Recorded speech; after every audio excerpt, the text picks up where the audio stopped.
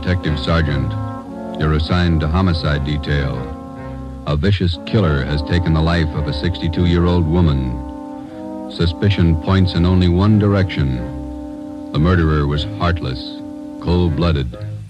Your job, get him.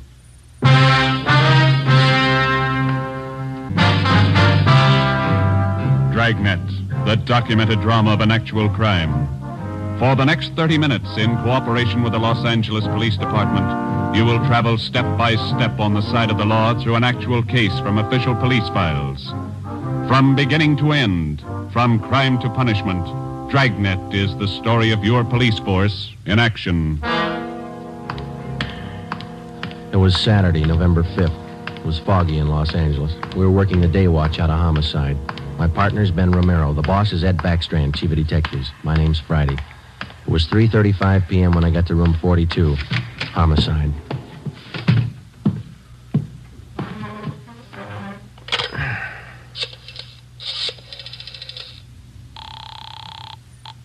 Long distance. This is Friday in homicide. I'd like to place a call to Mr. Frank Renard in Murphy, Idaho. The number's 761. Frank Renard, Murphy, Idaho, 761. Yeah, that's right. The call's been cleared with the business office. All right. Do you want me to call you back, Sergeant? No, I'll hang on. Okay, I'll place it for you.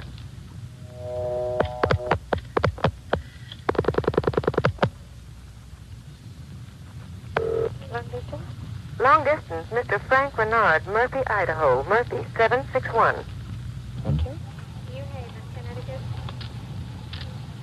Your number, please? Track the call to Madison, 7961. Thank you. The time and charges when the call's completed, operator. Read, operator. You ready to put a man out? Yes, Murphy, Idaho, routing and person rate.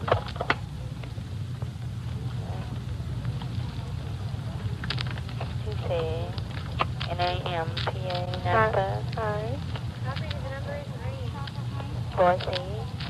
Hi. 160 plus. 160, thank you. Welcome. Through Boise.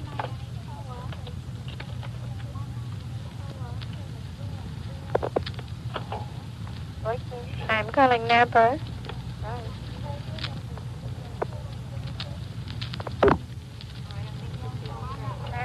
Murphy, 761. Thank you.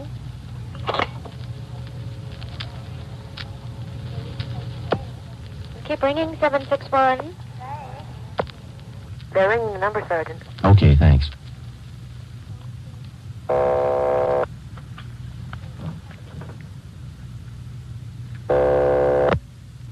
Hello? Mr. Frank Renard, please. Los Angeles calling. Who do you want? Mr. Frank Renard, please. Los Angeles calling. I'm Frank Renard. Go ahead, please. All right, Sergeant, go ahead. Hello? Hello? Hello, Frank Renard? Yeah, who's this? This is Sergeant Friday, Los Angeles Police Department. We've got an urgent message for you. For me? Well, what's the matter? Your wife, Dolores, asked me to call you. Something's happened to your mother. What do you mean? What's happened? I better let your wife tell you. She wants you back in Los Angeles right away. Look, what's this all about? I can't leave my job now. You better come. Your mother's been murdered.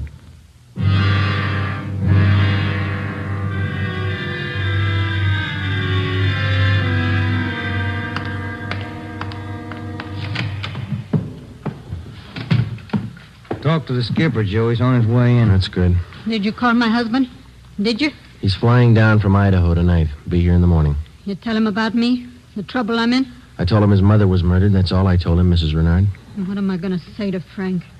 He always sided in with his mother. He'll never believe me. What can I tell him? Jory can give you more trouble than your husband can. What you going to tell them? Are you stupid or something? How many times do I have to say it? I didn't kill her. I didn't kill her. It's a small room, Miss Renard. We can hear you. Sit down, please. I won't sit down. You're not pinning this on me because I didn't do it. Anybody could have killed the old hag, but I didn't. Will you sit down, please? I don't have to take this. I'm no tramp. Keeping me in here, asking me questions. I told you all I know. Look, you're in a bad spot. I hope you realize that. I didn't kill her. Ms. Renard, how long have you and your mother-in-law been living together in the house on Chavez Road? Since Frank took the job up in Idaho. About 6 months.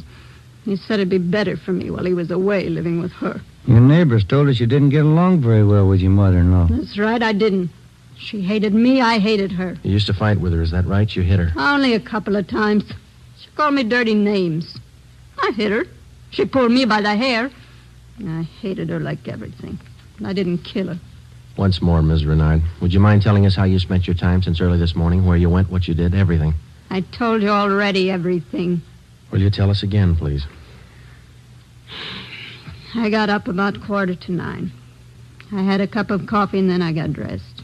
The old lady was on the back porch doing the washing. What did your mother-in-law do for a living?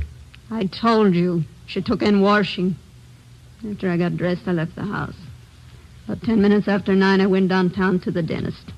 He filled a tooth for me. This one here, you can ask him. What time did you leave the dentist's office? About 10:15, maybe 20 after. You can ask him. What'd you do after that? I walked around window shopping. Did you buy anything, talk to anybody? I told you no. What time did you get home? 12:30. I went in the bedroom. The old lady was on the floor. Blood all over. I felt her heart. It wasn't beating. Is that when you got the blood on your dress? Yeah. Now, that's all I'm going to say. 3 times I told you the same story already. And you still can't account for your time between 10:20 this morning and the time you found the body and called the police at 12:30. I told you. I left the dentist. I went window shopping. Then I walked home. And during that time, you didn't talk to anyone and no one saw you? Lots of people saw me. People on the street downtown. I'm no tramp. I don't talk to everybody. None of your neighbors saw you come home, Ms. Renard? Of course they didn't see me. I cut across the back lot up from San Jose Avenue. I came in the back way. The lady who lives next door to you. She says she was in the backyard about noontime. She stayed there till after 1 o'clock. She didn't see you come in the back way. Then she's a liar. She's a dirty liar. You and your husband took out an insurance policy on your mother-in-law last year. Is that right, Ms. Renard? Sure it is. What of it? $5,000? Yeah, so what? You know a man by the name of George Martino? No. You better tell the truth, Ms. Renard. All right, so I do. He's a friend of mine. You've been running around with him since your husband's been away. None of your business. I do what I want. Your mother-in-law found out about Martino. That's what you fought about most of the time. Oh, she was crazy. He's a friend of mine, that's all. Are you telling the truth, Ms. Renard? Martino's a boyfriend of mine. I told you, that's all. Your mother-in-law found out you were running around with him. She warned you if you didn't shake Martino, she'd write your husband. You said you'd kill her if she did. That's a lie. That's what your mother-in-law told one of the neighbor ladies.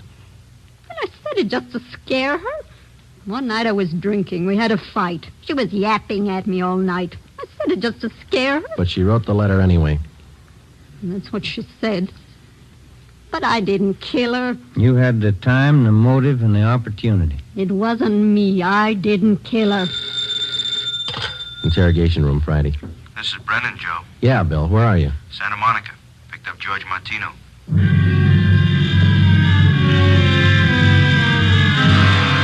Ben and I drove Mrs. Renard to Lincoln Heights Jail, 5th floor, and had her booked on suspicion of 187 PC. When we checked back in at the office, Brennan and Wiseman, the other 2 men on the case with Ben and I, were questioning George Martino in the interrogation room. Ben and I stood by. Martino admitted only 2 things. He had been running around with Mrs. Renard since her husband left town, and he had heard Mrs. Renard express a desire to do away with her mother-in-law. After the questioning of Martino, Sergeant Brennan, Ben and I met with Chief Ed Backstrand. It was 5:15 p.m. You got everything but the murder weapon, huh? That and Mrs. Renard's confession. She ought to come through, huh, Joe? I don't know.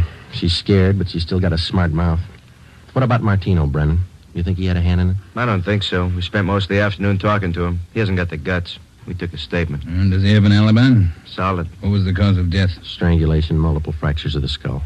All the motives are with Mrs. Renard, Chief. Pretty clear-cut job. No evidence of robbery or burglary, I guess. A couple of the dresser drawers in the bedroom were emptied on the floor and clothes tossed all around. Pretty obvious plan to make it look like burglary. Maybe. We found 3 $1 bills in plain sight. They were on the floor near the body. If a burglar went through this stuff, he wouldn't have missed that money. And it shouldn't be too much trouble tying it up. Shouldn't be, Skipper. Friday and Romero, you follow the case through. Just a minute. Hello, Backstrand. Yeah? What? All right, I'll send him over. Lee Jones. Just finished checking the evidence at the crime lab. Yeah? He thinks Mrs. Renard's innocent.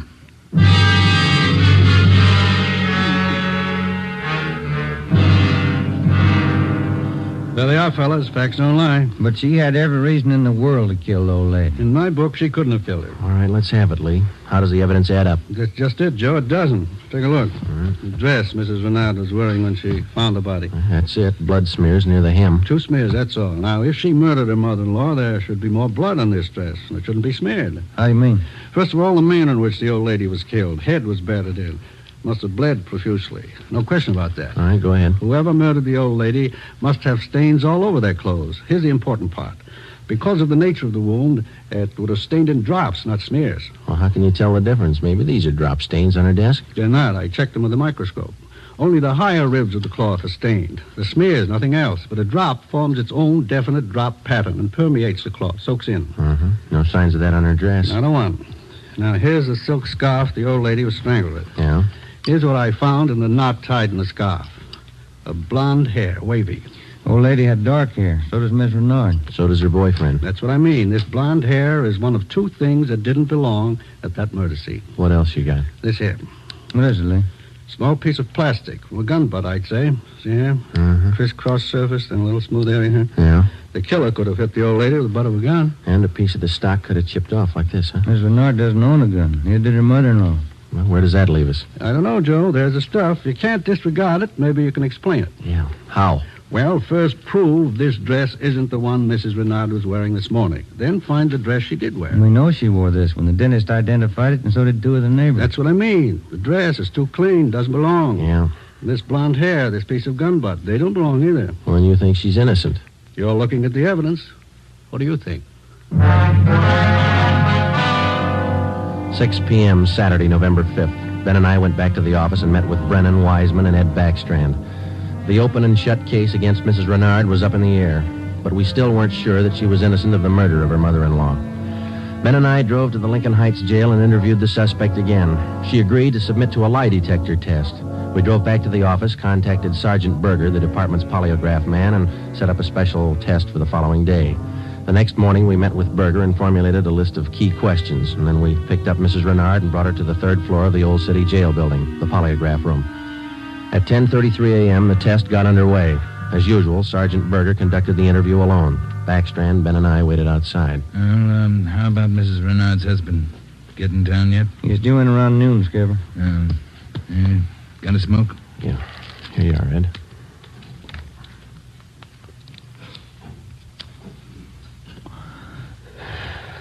Yeah, thanks. Time is it now?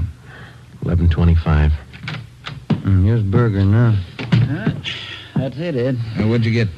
I can study the chart a little more. The results are pretty well defined, though. How's it look? No reaction to the key questions. What's your opinion? I don't think she did it.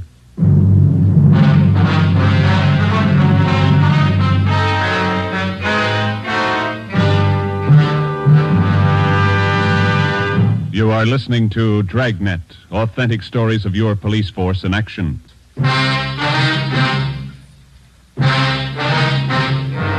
8 a.m., Monday, November 7th. Mrs. Renard was released from custody. We questioned her husband, Frank Renard, briefly. He could tell us nothing more than we already knew. Brennan and Wiseman were called back on the case, and together the 4 of us started over again from the beginning. We had a dead body, 2 pieces of physical evidence to work with, no idea how to fit them together, and no suspects. We went back to the Chavez Road neighborhood where the murdered woman lived and started pushing doorbells. We canvassed the neighborhood for 3 days, and we uncovered one slim lead. He was selling magazines, officer. Went door to door, right up the street here. Young fellow. Could you describe the man for us, please? Nothing to talk about.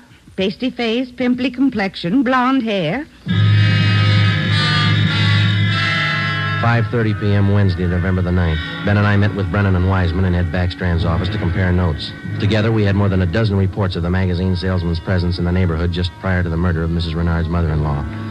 The various descriptions of the man which we obtained from the people in the neighborhood tallied closely. About 6 feet, 170 pounds, pimply complexion, blonde hair, fast talker.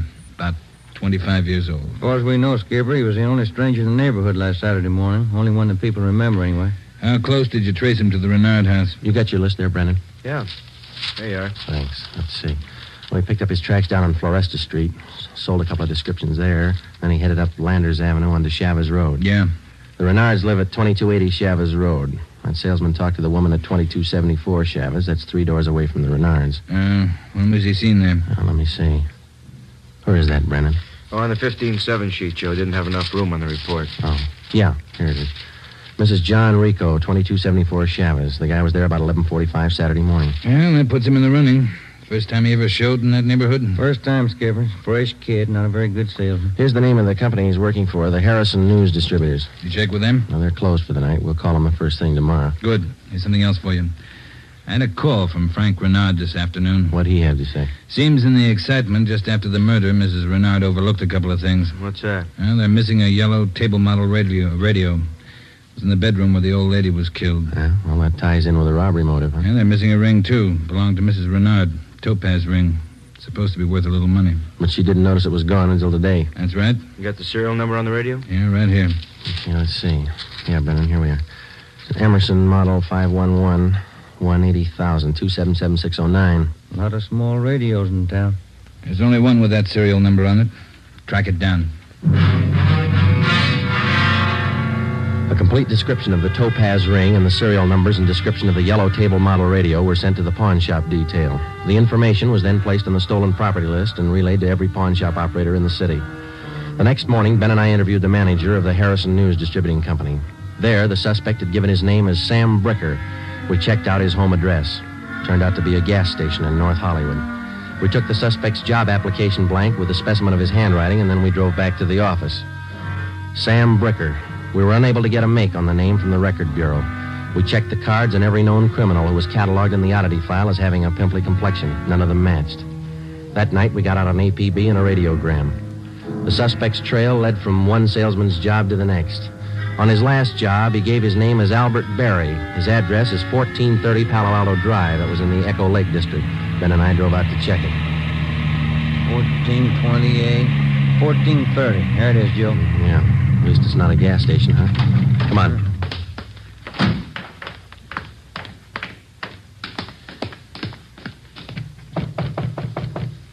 Tiresome, huh? Yeah, I could stand a change. Yes, what is it? We're looking for an Albert Berry, ma'am. Does he live here? Mr. Berry, I'm sorry. He and his wife moved 4 days ago. We identified ourselves as police officers and had the landlady, a Mrs. Catherine Hoffman, show us the apartment which Berry and his wife had occupied. It was still vacant. In one of the closets in the apartment, we found a cheap overnight bag. The lock on it was broken and one of the seams had ripped. I forgot about that old bag, and Mr. Berry told me I could throw it away. Take a look. Come in. Yeah.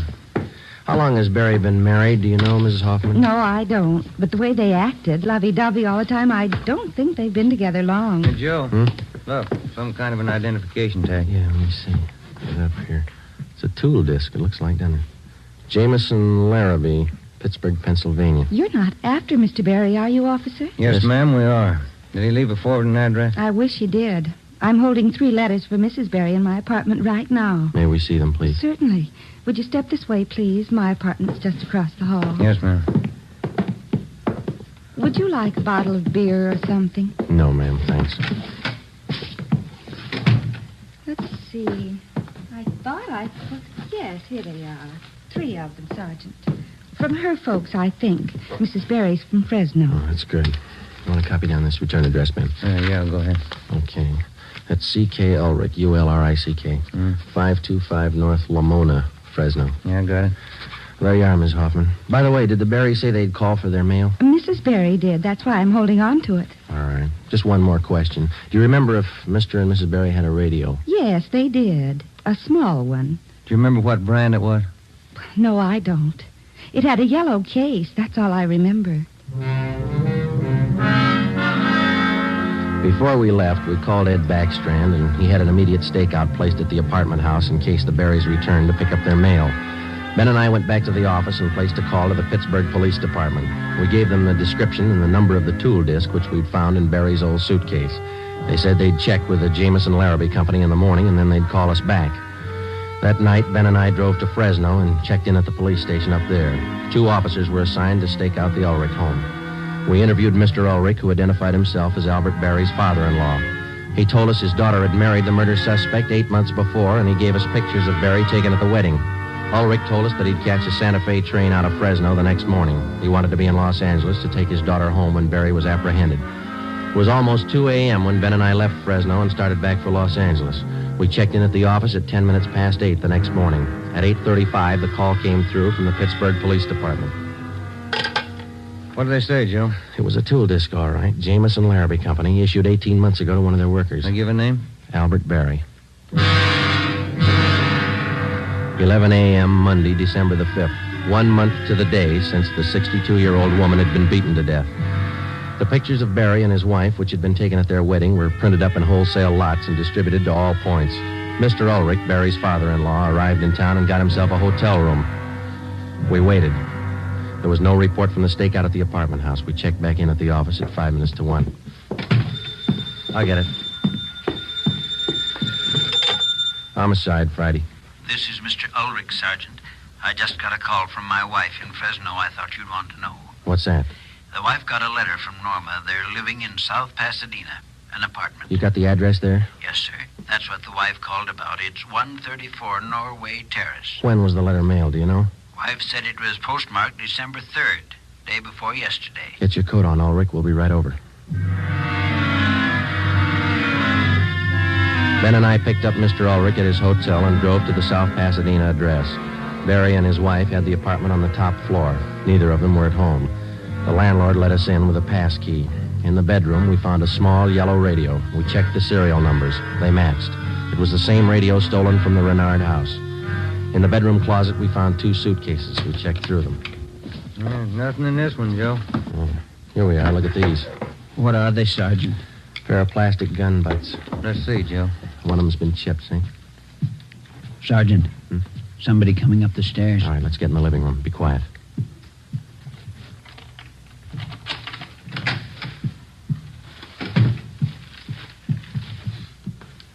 Dad, what are you doing here?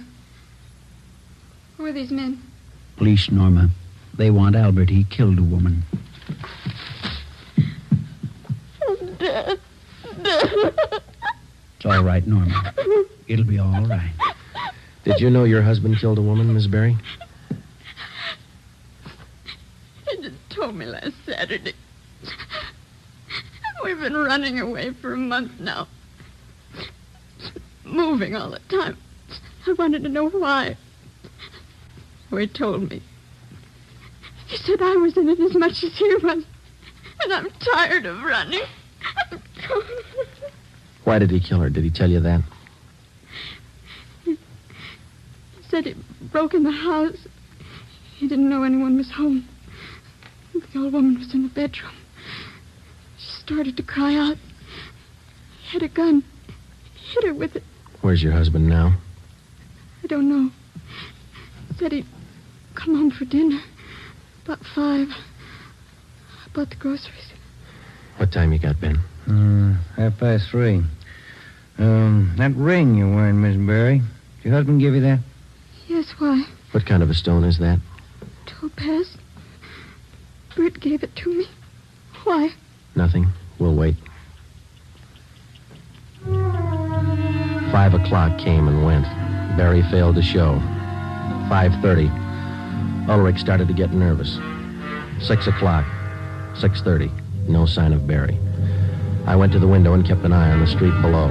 At 6:45, a light green Nash sedan pulled to a stop in front of the apartment house. A man got out and went into the main floor entrance. Bert. I'll let him in. All right. How long have you had the new car? A couple of days. Bert got it credit. What do you want me to do now? Does he have a key to the apartment here? He lost it. Okay, when he rings, let him in. Just act natural. Ben? Yeah. You cover me. I'll get the cuffs on him. Right.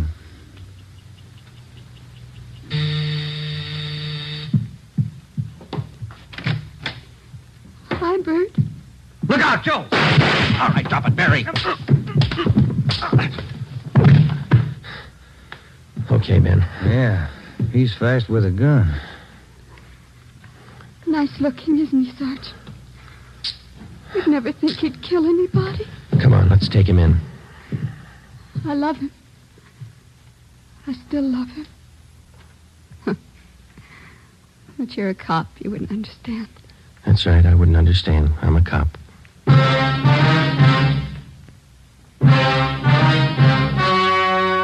The story you have just heard was true. Only the names were changed to protect the innocent. On February 16th, 1947, trial was held in Superior Court, Department 82, City and County of Los Angeles, State of California. In a moment, the results of that trial.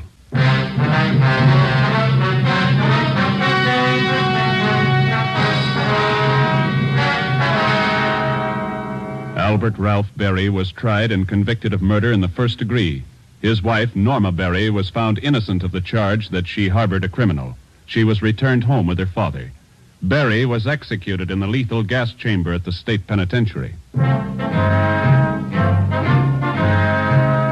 You have just heard Dragnet, a new series of authentic cases from official files. Technical advice for Dragnet comes from the Office of Acting Chief of Police W.A. Wharton, Los Angeles Police Department. Tonight's program is dedicated to Private Hubert W. Estes of the District of Columbia Metropolitan Police Department, who on the night of May 16th, 1947, gave his life so that yours might be more secure.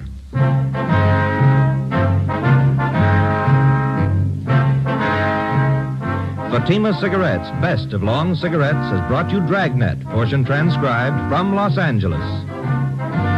Be sure to hear songs by Morton Downey tonight on NBC.